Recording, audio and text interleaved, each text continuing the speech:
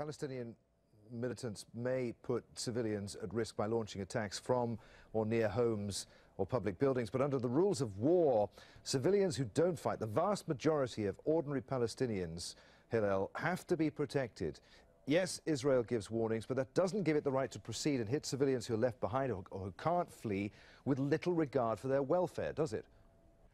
There you go. That's Al Jazeera TV. Thought we'd bring you a little taste. We had Al Arabiya TV's DC bureau chief walk out on my interview with him on Friday because I'm an Israeli propagandist, don't you know? And on this Gimme 5, a taste of Al Jazeera television. And here is Hillel Nauer responding. Hamas is a fascist, oppressive organization, fundamentalist, radical jihadist organization, just like ISIS and Boko Haram, that is committing a double war crime. Not only have they sent 2,000 rockets, more than 2,000 rockets, at cities, towns, and villages across Israel, deliberately targeting civilians. And I was in Israel a couple of weeks ago when rockets were fired at Jerusalem, which Islamists are supposed to claim as a holy city. They fired indiscriminate rockets at Jerusalem and at Tel Aviv, but it's a double war crime because they are urging their citizens, their civilians in Gaza, to go precisely at where the rocket launcher sites are, telling them to be human shields. Hamas has gone on television and has told them literally, we need you to go on top of this or that building to be human shields. This is a double war crime. Double war crime and more.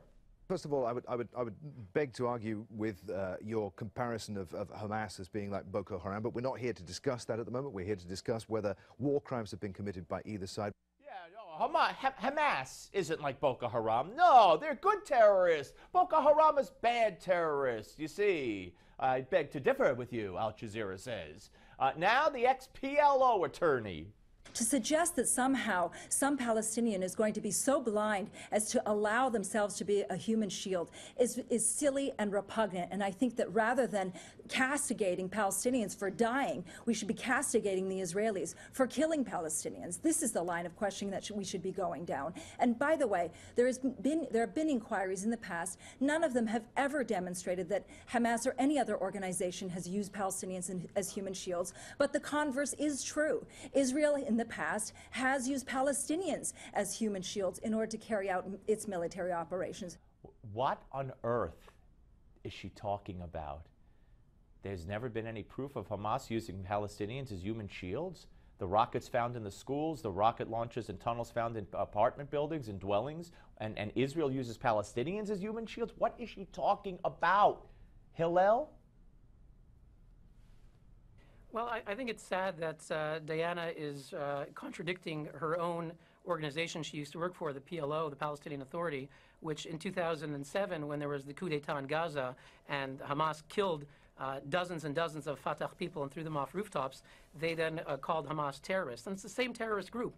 And what she said is contradicted by UNRWA and by the Palestinian ambassador in Geneva. UNRWA, twice in the past week, has said they've discovered large amounts of rockets in their schools. The UN Secretary General today has condemned that, said he's alarmed and outraged, and that the missiles have now gone missing. So she's saying that there's no rockets in schools. UNRWA, the group that's dedicated to helping Palestinians, has said for the second time they found rockets in schools. Oh, but that's not true. No, let's turn the world around, upside down, and more.